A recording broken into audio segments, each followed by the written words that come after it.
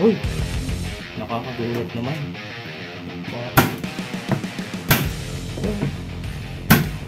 Ay, mabilis din.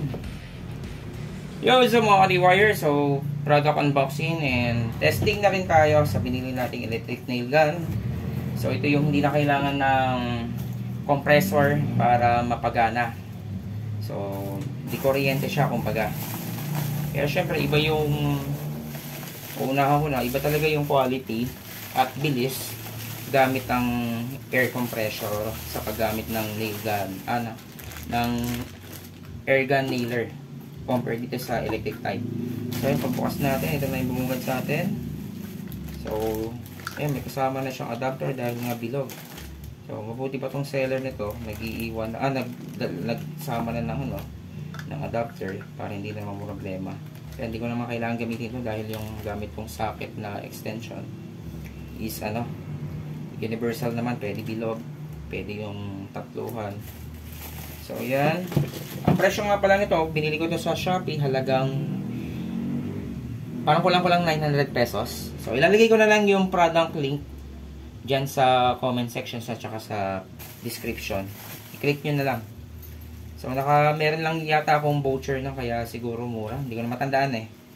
Nung last week ko pa kasi binili ito, ngayon ko lang naisipang i-vlog. So bukod doon, meron siyang kasamang allen. Siguro may kailangang buksan doon. Ito, hindi ko alam kung para saan to. Dahil nga first time ko gagamit ito. Buksan nga natin. So ayan. Ito yung according to sa specs. Pero syempre, class A lang naman. Or generic lang to na nilagyan lang ng branding nila. So ayan yung bilis niya. Wala nakalagay na bilis kung gaano ka bilis Pero yung max length pwede mo nyong ilagay na nail yung 30 mm or 1 and 1/4 yata kung i-convert natin sa 1 and 1/4 inches, inch. Kung i-convert natin sa inch. So yung rated voltage 220 to 240, frequency 50 to 60. So okay naman. Input power 3,200 to 3,500 watts. So ito yung bala niya, merong safety lock. Uy, nagulat ako dun dahil meron na pala siyang laman. Siguro tinesting muna to bago ipadala. Yan, maganda, tinetesting muna. Hindi pala siya nakatatanggal ng tanggal. So yung naka-load na bala sa kanya, siguro ito ring libre. Ayan, F30. Ibig sabihin nun 30 mm. Ewan ko. Ayan, i-load na natin. So, made from tingin ko aluminum to tapos ito bakal. Tapos yung plastic, yung recycled plastic, hindi siya yung monoblock. So medyo malutong to. Kaya ingat sa paggamit na wag basta-basta ibagsak, baka mabasag. Ayan Kita-kita naman yung gawa na halatang mumurahin talaga. So meron siyang sariling switch for safety purposes. Halimbawa, kung halimbawa hindi gagamitin, power off. Pag gagamitin, power on. Okay, testingin na natin para wala na patumpik-tumpik pa. So ayan mga D-Wires, dito natin susubukan sa MDF. So ayan, dalawang 19mm yan, makapal tingnan natin. So gagamitin natin sa pag-woodworks para medyo mas madali yung trabaho natin. First time tayo gagamit ito. So for safety purposes, kailangan walang mga bata, hanggat maaari magsuot mga gloves or protective gear. So yan, nakasaksak na siya.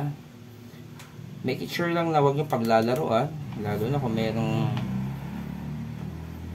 tao sa paligid nyo, baka sakaling matrigger nyo yan, tumama kung saan. Siguro ito yung purpose niya, switch yan. Ayan, para kung sakaling unattended nyo iwanan, tapos tanggalin nyo, sasaksak para pinakang mas mabuti. So yan, subukan natin. Yan hindi pa nakapako yan 19mm na MDF. Uy! Nakakagulat naman. Parang katulad na rin sa ano, sa air. Ayun no, baon na baon no. Oh. Sige, pako na natin lahat to. Tingnan natin yung bilis niya kung gaano din pala kabilis. Sige, subukan natin kung parehas ano. Ay, mabilis din. Pero siyempre pag sobrang bilis mo, nawawala din yung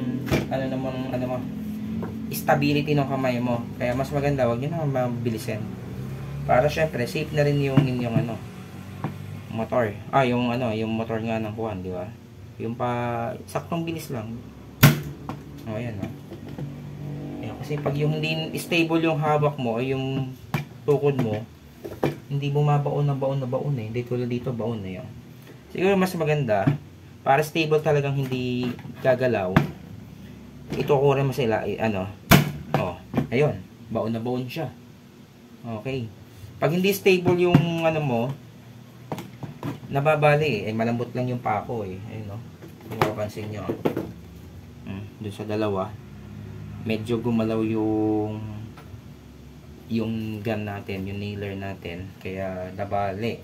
Pero dito, dahil tinukuran natin sa dito, stable yung kamay natin, hindi gumalaw. Ayun, baon na baon. Pwede na may isang kamay, basta maging stable lang. Ayan, okay naman. Ayos na ayos. Para sa presyo 889. Sulit na rin. 889. Parang ganun nga. Basta meron lang akong voucher siguro, kaya mas mababa ako pa nakuha. Ayan, guluat na lang magpapatibay rin dito. Pero mas maganda kung halimbawa MDF din, i-reinforce nyo rin ng tornilyo syempre. Ito lang is pampadali lang mag-assemble. Tsaka malesen din yung paggamit ng tornilyo din. Halimbawa, kung dati sa gantong area gagamit ako halimbawa 4 na tornilyo, siguro ngayon 2 na lang or 3. Basta ganun. Paggawa ko ng mga speaker box to, gagamitin ko eh. Or paggawa din ng mga cabinets. So ayun, mga ka-DIYers, salamat sa patutok, sa patuloy na pagtutok, at sa product link nga pala nito, lalagay ko na nga dyan sa comment section at saka sa description section. So, salamat at patuloy na kayong tumutok sa aking YouTube channel. At sa mga bagong viewers, please subscribe at pakiclick na rin ang bell button para maging updated kayo sa aking mga binablog. So, salamat sa patuloy niyong pagtutok. Kaya nga tayo bumili na pala ng mga power tools para magbalik ulit tayo sa woodboard sa paggawa ng mga speaker box, Bluetooth speaker, at kung ano-ano pang mga iba't ibang project na may kinalaman sa kahoy at iba pang mga libangan natin. So, salamat!